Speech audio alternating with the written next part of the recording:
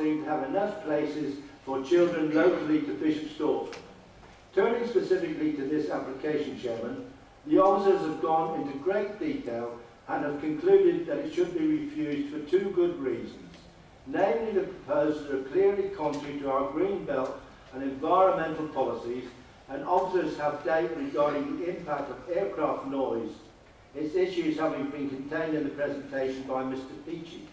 To my mind, the issue is not just the level of noise, but the frequency, with planes overhead every 2 minutes during busy times, which are a distraction to the concentration of study and play.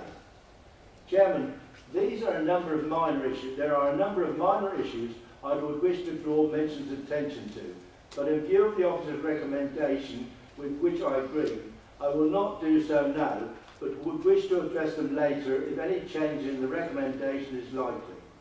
Finally, Chairman, may I draw members' attention to the fact that all these applications are for outline permission, and to remind members that the last major application in Bishop Stortford that came up for consideration was the Hearts Essex Hospital site, where reluctantly we agreed and outlined to 165 dwellings.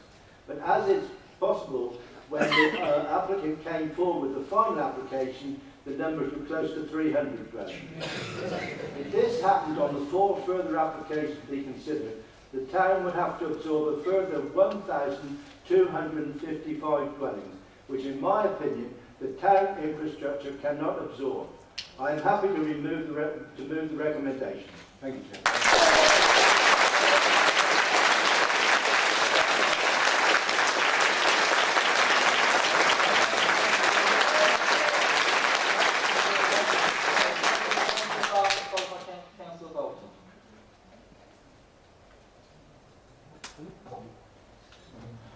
Thank you, Chairman. I'm happy to second Councillor Gilbert.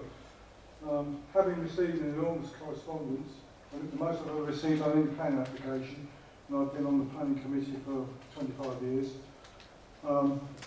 I had strong views as a result of that. The emails I had actually quadrupled what I've got here in paperwork. But as I say, I did have strong views this evening when I came to the meeting. These have only been strengthened by the public attendance this evening and the points made by the speakers. In fact, with the local elections in May, there should be no lack of independent candidates. Interestingly, I find myself in an awkward position because, like many people in this hall, I'm proud of our schools. I feel that they should be quite modern, in a quite modern environment. They should have the places that are needed for our population. But I cannot see how this will outweigh building in the green belt. I feel that, and I must actually say that the teachers and governors of our schools, I think, have always done us proud, those that we've got at present and those in the past. I'm certainly a product of the boys' high school. I was there when it's opened and left there when I was 15, so if I'm anything to go by, then hopefully it's a good recommendation. But I don't like to see them have to move to another site. I'm quite pleased with what's happened at Birchwood and Leadenthorpe schools. They've expanded within their existing sites. And let's not forget that the Boys' High is only a few years older than Birchwood. Birchwood was the former Margaret Dane School. I think they moved up there a couple of years later from the Causeway site. And they've done marvels on their site. Leadenthorpe is very similar. They've achieved a lot in their location. And it's interesting that neither is supporting this application. I do feel that although they need new premises, I feel they can achieve those on the site. It certainly doesn't outweigh the necessity of moving to a greenbelt site. I do feel that once this actually happens, then what we could actually have there is a Bishop Stortford South joining an equally unwanted Harlow North. Once we move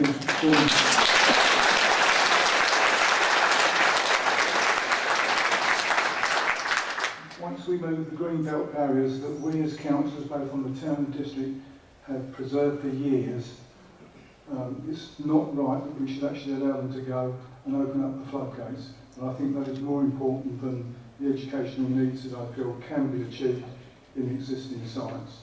Thank you. Thank you.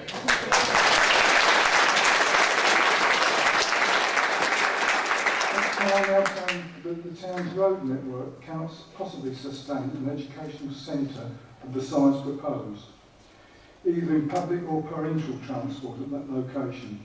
To concentrate the notorious school runs, estimated in the report as almost 1,500 trips in one area, would be total madness, especially if the extra proposed developments go ahead, adding to the town's transport needs. It's not just Whittington Way and the neighbouring Thornley estates that will suffer, but the whole town. Once again, I do not regard the Highways Authority as being the experts, but acknowledge their comments exclude us from using this as an objection. They obviously don't live in Bishop Stortford. There should have been a full transportation study made of this, not just to rely on an officer's views and reports. It's much too serious for that. Having said that, I have no hesitation in supporting Councillor Gilbert in moving the recommendation, and I support our officers and the reasons for their refusal. Thank you, Councillor.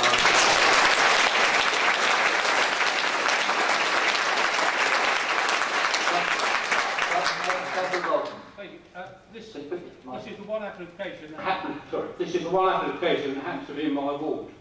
I have a feeling with this assessment, there's a difference between wants and needs. The schools want to move there. And I think there's a vast difference between wanting to move there and needing to move there. Like Councillor Gilbert, I was actually on the train the other night, about 4 o'clock, going to town. I couldn't get on the first train because there were so many children getting on that train, going to Harlow, Roydon, and even as far as Tottenham, going on that train, down that way. I hear, but I don't know for sure, that the boys are accounting for people to go to their school for about 7 villages in Essex. Now, are we really short of places in Bishop Stortford, which is a need, or do we want to take them from everywhere else to build the school up? It just seems to me that the schools want to increase in size, but there isn't actually a great need for it if they didn't take the places for all the people in the surrounding areas.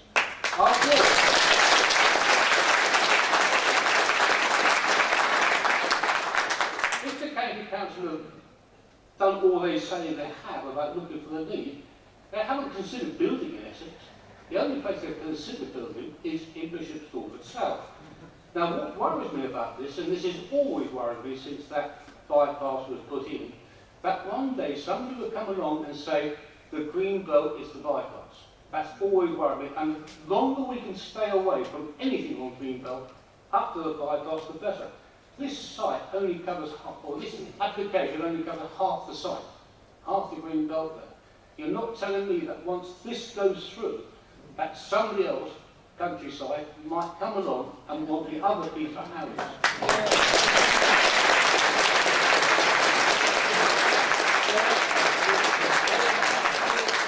I know you're pleased with things are the same, but if we can stop the clapping as much as we can, because we must carry on with this debate. I just need to shut down. The thing about the transport, now I know that it came up tonight, the transport is not going to be a problem. I happen to live very near the high school. I do not go to Salisbury in the morning. I can't get there. I don't actually go to the town, to the motorway. I can't get there because of the school traffic. I have to go right down the bypass. All that traffic is going to come into one area. Nobody's going to tell me that's not going to cause a complete catastrophe there. And why on earth they get the actual site entrance onto Williamson Way, I do not know. Because that is the worst place you can have it. But you can't walk to that place. There's only one side you can walk from. A lot of the children that walk to the schools at the moment, and might I say, a lot walk to the station, won't be able to. If you're suggesting you run a bus to the station, you've got to be careful. You get all the kids, all the stations, and the right times for the train. The airport noise is a noise. Aircraft noise is a noise. I get it in my house, and I'm not even covered quite on that. And I live by the road centre. So, what I would say is that transport is a problem. I don't care what the Herts Highways say, because we all know the number of times Herts Highways have said on planning applications It won't be a problem, and it is. Now, we can't increase the size of the road down there towards that side. And it's not only Williams Way, it is coming around Billy Samar, Freeburg Avenue, and all the other ways you're going to try to get in there. It's just a nightmare waiting to happen. And I just don't think we need it. I think the schools want it, but I don't think they need it. Thank you, Councillor Bolton.